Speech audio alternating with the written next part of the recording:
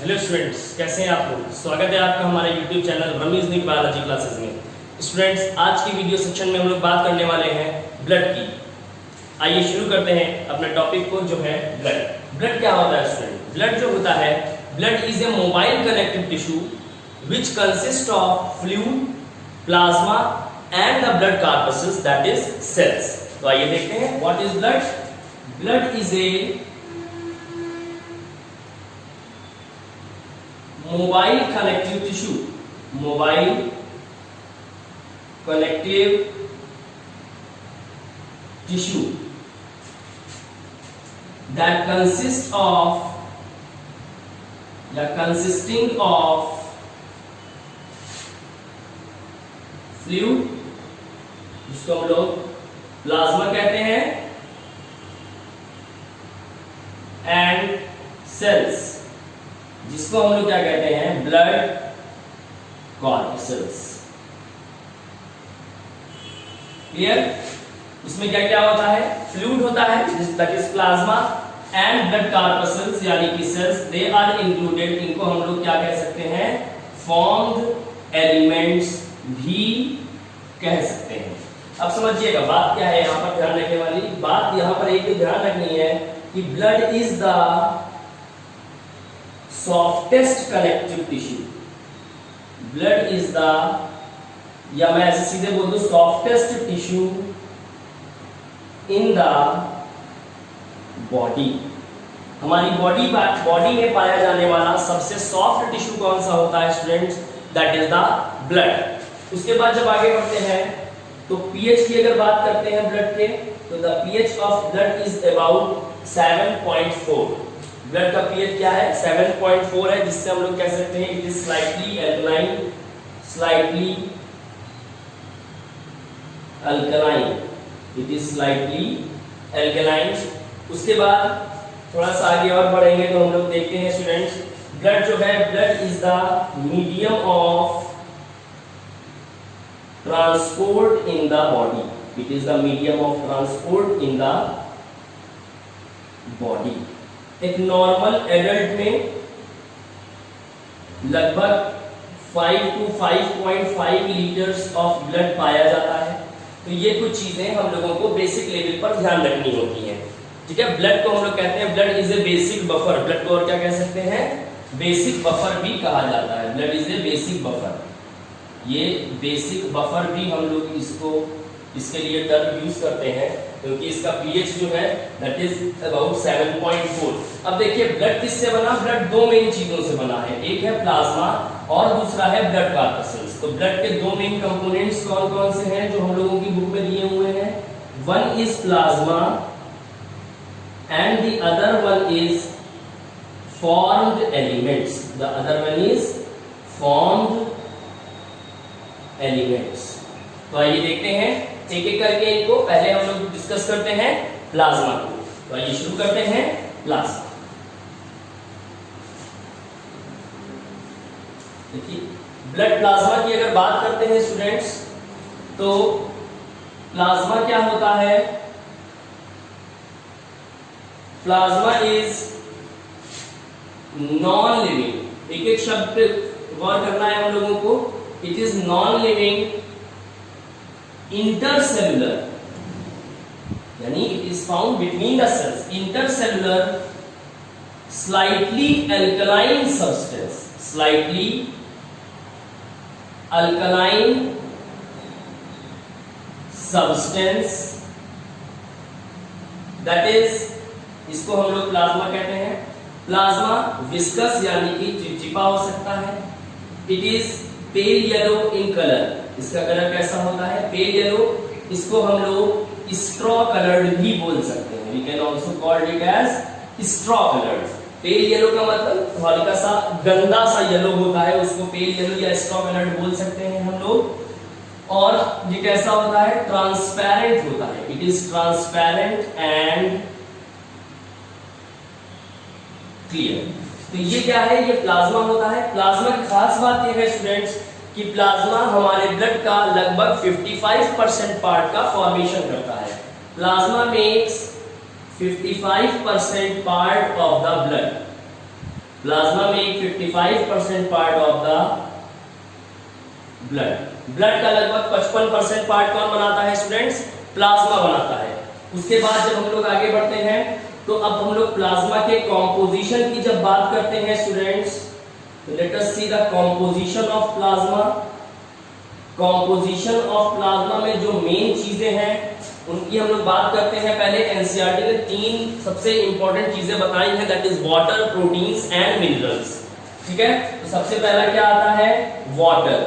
सबसे पहला क्या आता है? वाटर। स्टूडेंट्स, प्लाज्मा की कॉम्पोजिशन में लगभग 90 से 92% यानी 90 to 92% of water is present in the plasma. उसके बाद जब आगे बढ़ते हैं, the second thing is protein.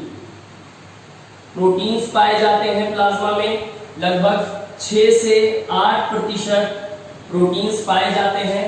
यहाँ पर जो 3 मेजर प्रोटीन्स हैं हम लोग उनकी बात करते हैं स्टूडेंट्स। 3 जो प्रोटीन्स प्लाज्मा में पाए जा रहे हैं सबसे इंपॉर्टेंटली दे आर, इनको एक होता है इसमें albumin protein, the second is globulin protein and the third is fibrinogen protein. The third is fibrinogen protein. तो देखिए एल्ब्यूमिन प्रोटीन क्या करता है? It maintains osmotic balance. ये ऑस्मोटिक बैलेंस को रेगुलेट करता है, ऑस्मोटिक बैलेंस को रेगुलेट करता है। और इस तरह से ये क्या करता है? इसकी मदद से ये ब्लड में प्रेशर और वॉल्यूम के रेशियो को मेंटेन कर पाता है। दूसरा आता है ग्लोबुलिन। ग्लोबुलिन जो है इट प्रोवाइड्स इम्यूनिटी। क्या करता है ये? It provides immunity. ये हम लोगों को इम्यूनिटी प्रोवाइड करता है। इम्यूनिटी हम लोग कैसे समझ सकते हैं कि इम्यूनिटी क्या होती है? देखिए, हमारे शरीर की बीमारियों से लड़ने की एक क्षमता है, उसी क्षमता को हम लोग क्या कहते हैं? उसी टेंडेंसी को क्या कहते हैं? इम्यूनिटी कहा जाता है। तो हम लोग इम्यूनिटी को अगर आप डिफाइन करना चाहें तो इम्यूनिटी हम लोग लिख सकते हैं the ability of the body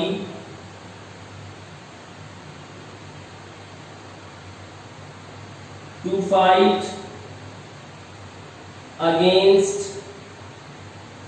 disease and disease causing organisms. हमारे शरीर की क्षमता की वो बीमारी से लड़े और बीमारी कॉज करने वाले जीवों से लड़े, इस क्षमता को हम लोग क्या कहते हैं students? This tendency is known as immunity. The third is fibrinogen. ठीक है, फाइब्रिनोजन की अगर बात करते हैं तो फाइब्रिनोजन का काम क्या होता है? It helps in blood clotting. ये किसमें हेल्प करता है? It helps in blood clotting. ये ब्लड क्लॉटिंग में हेल्प करता है हम लोगों की। देखिए, ग्लोबुलिन की अगर बात करें तो 3 तरह के ग्लोबुलिन होते हैं। ठीक है, ग्लोबुलिन 3 तरह के पाए जाते हैं। अगर मैं थोड़ा सा इसको डिटेल में ले जाऊं तो 3 तरह के ग्लोबुलिन्स पाए जाते हैं students. 3 types, alpha globulin, beta globulin and gamma globulin. Alpha, beta and gamma. और ये जो गामा है यही क्या करते हैं? इम्यूनिटी प्रोवाइड करते हैं। दे प्रोवाइड्स इम्यूनिटी। यही गामा ग्लोबुलिन जो है ये इम्यूनिटी प्रोवाइड करने का काम करते हैं। उसके बाद स्टूडेंट्स थर्ड जो आता है दैट इज मिनरल्स।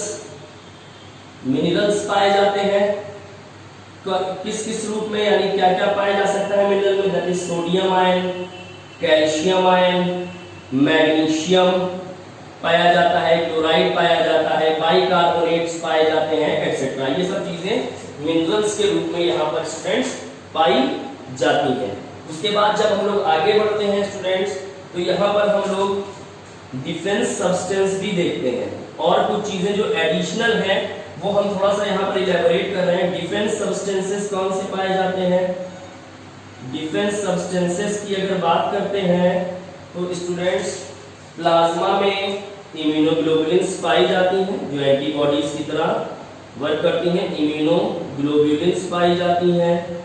ठीक है, प्लाज्मा में दूसरी चीज जो है वो लाइसोजाइम भी पाया जाता है।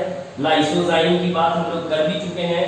डाइजेस्टिव सिस्टम वाले चैप्टर में जो हम लोगों ने वीडियो पढ़ा था, तो वहां पर हम लोग ने ये पढ़ा था कि लाइसोजाइम जो है ये सलाइवा में पाया जाता है और ये बैक्टीरिया को नष्ट करता है। तो ये बात ध्यान रखनी होगी। तो लाइसोजाइम हम लोग ने क्या देखा, 3 जगह पर देख लिया, एक तो सलाइवा में, दूसरा टीयर्स में और तीसरा प्लाज्मा में भी लाइसोजाइम पाया जाता है। और एक और प्रोटीन होता है, एक लार्ज प्रोटीन होता है स्टूडेंट, जिसको हम लोग कहते हैं properdin. It is a large protein. तो ये सब क्या करते हैं स्टूडेंट्स, ये सब इम्यूनिटी प्रोवाइड करते हैं, ठीक है। डिजीज कॉजिंग माइक्रो ऑर्गेनिजम्स को मारते हैं, बैक्टीरिया को मारते हैं, वायरसेस को मारते हैं, और इस तरह से हम लोगों को क्या प्रोवाइड करते हैं स्टूडेंट्स, ये इम्यूनिटी प्रोवाइड कर देते हैं। उसके बाद और जो चीजें यहाँ पर क्या चीजें पाई जा सकती हैं, अगर हम लोग बात करते हैं प्लाज्मा की, तो प्लाज्मा में कुछ और चीजें यहाँ पर एक्चुअल में एंटीकोएगुलेंट भी पाया जाता है। प्लाज्मा में एंटीकोएगुलेंट्स भी पाए जाते हैं। जो एंटीकोएगुलेंट यहाँ पर पाया जाता है दैट इज हिपैरिन। यहाँ पर क्या पाया जाता है, हिपैरिन। एक्चुअल में स्टूडेंट्स जो हिपैरिन है ये बहुत इंपॉर्टेंट चीज है जो हम लोगों को ध्यान रखनी होगी कि जो हिपैरिन होता है, हिपैरिन इज एन एंटीकोएगुलेंट, और हिपैरिन हमारे शरीर में जो ब्लड वेसल्स हैं उनमें ब्लड को जमने से रोकता है, ब्लड को क्लॉट होने से रोकता है। It prevents the clotting of blood. Heparin की अगर बात करते हैं तो हिपैरिन क्या करता है, it prevents blood clotting in the body, या फिर ब्लड वेसल्स में ये क्या करता है, ब्लड को क्लॉट होने से रोकता है। तो ये बात हम लोगों को ध्यान रखनी होगी। यही रीजन है कि जैसे ही हम लोग की बॉडी में खून निकलता है तो खून बॉडी से बाहर आने पर उसका थक्का यानी कि क्लॉट जम जाता है। इसका कारण यही है कि हमारे शरीर में हिपैरिन मिलता है, और हिपैरिन जो है ये एंटीकोएगुलेंट का काम करता है, जिसकी वजह से शरीर के अंदर ब्लड कोएगुलेट नहीं होता, जबकि एटमॉस्फेयर में आने पर ब्लड कोएगुलेट यानी कि ब्लड थक्का बन जाता है ब्लड का, क्योंकि एटमॉस्फेयर में हिपैरिन नहीं होता है। तो ये बात आपको ध्यान रखनी होगी, बड़ी इंपॉर्टेंट बात हो सकती है ये।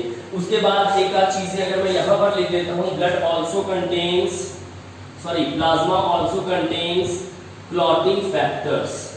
प्लाज्मा में क्लॉटिंग फैक्टर्स भी क्या होते हैं, प्रेजेंट होते हैं। इससे ज्यादा इंपॉर्टेंट एक बात जो है कि क्वेश्चन पूछा जाता है plasma without clotting factor. Plasma से अगर हम लोग क्लॉटिंग फैक्टर्स को हटा देते हैं स्टूडेंट्स, देन इसको हम लोग क्या कहते हैं, then it is known as serum.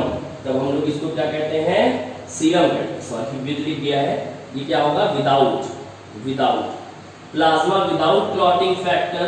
ये इंपॉर्टेंट नोट है, ये आप जरूर ध्यान रखिएगा।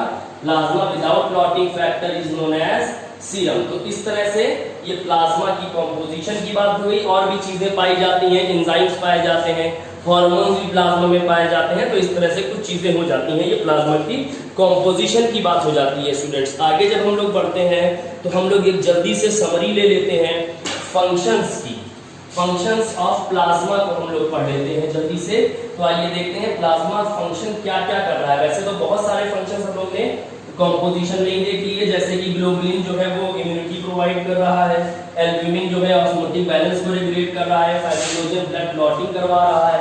तो इस तरह से चीजें हैं। इस ओवरऑल हम लोग फंक्शन को देखने की कोशिश करते हैं। तो पहला फंक्शन हो जाता है इट प्रिवेंट्स। अगर हम लोग प्लाज्मा के फंक्शंस की बात करते हैं स्टूडेंट्स, तो फंक्शंस में क्या आ सकती हैं चीजें, फंक्शन में जो इंपॉर्टेंट चीजें हैं, पहली चीज जो हम लोग ध्यान रख सकते हैं that is it prevents the blood loss. Fibrinogen जो यहाँ पर मौजूद है वो ब्लड लॉस को प्रिवेंट करता है, ठीक है। तो पहला फंक्शन हो जाता है it prevents blood loss, prevents blood loss. और इसमें कौन रोल प्ले करता है, फाइब्रिनोजन इसमें बहुत ज्यादा इंपॉर्टेंट रोल प्ले करता है। दूसरा हो सकता है it is involve in the transport of substances. Transport of substances, कुछ चीजें जो हैं वो प्लाज्मा भी ट्रांसपोर्ट करता है। जैसे एक एग्जांपल मैं ले लेता हूँ स्टूडेंट्स, थायरॉक्सिन जो हार्मोन है दैट इज थायरॉक्सिन हार्मोन जो है ये ग्लोबुलिन से बाइंड होकर के ट्रैवल करता है, ठीक है। It binds with globulin and travels. ठीक है, तो यानी कि प्लाज्मा का पार्ट है ग्लोब्यूल, तो प्लाज्मा की मदद से ये चलता है। तीसरा चीज जो हम लोग ध्यान रख सकते हैं, it provides us immunity. Plasma जो होता है ये इम्यूनिटी प्रोवाइड करता है। उसके बाद क्या हो सकता है, retention of body fluids, retention of body fluids को रिटेन करता है। कैसे, यानी कि जो एल्ब्यूमिन और ग्लोबुलिन है students, albumin and globulins retains water in the plasma. Plasma में पानी की मात्रा को बनाए, यानी कि पानी को रोक करके कौन रखता है, उसमें एक बड़ा इंपॉर्टेंट रोल एल्ब्यूमिन और ग्लोबुलिन का भी हो सकता है। उसके बाद ये हीट को डिस्ट्रीब्यूट करता है और क्या कर सकता है, और स्टूडेंट्स ये it maintains the pH, it maintains the pH of the body. ये बॉडी के पीएच को भी क्या करता है, मेंटेन करके रखता है, क्योंकि इसमें जो प्लाज्मा प्रोटीन्स होते हैं students, this plasma proteins act as acid base buffer. इसका मतलब क्या है, ये पीएच को मेंटेन कर रहे हैं एसिड और बेस को न्यूट्रलाइज करके। ठीक है, प्रोटीन्स जो है, प्रोटीन्स यानी कि प्लाज्मा प्रोटीन्स, प्लाज्मा प्रोटीन्स, ठीक है, ये act as acid base buffer. ये किसकी तरह काम करते हैं, they work as acid base buffer. और ये क्या करते हैं, दे न्यूट्रलाइजेस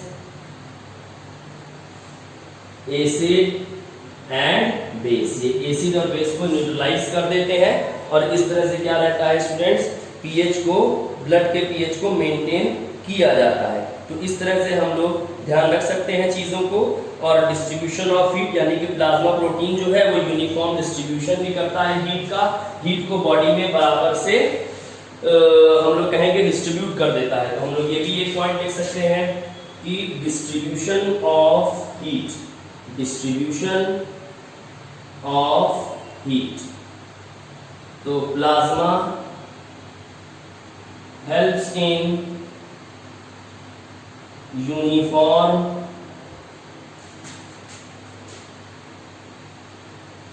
distribution of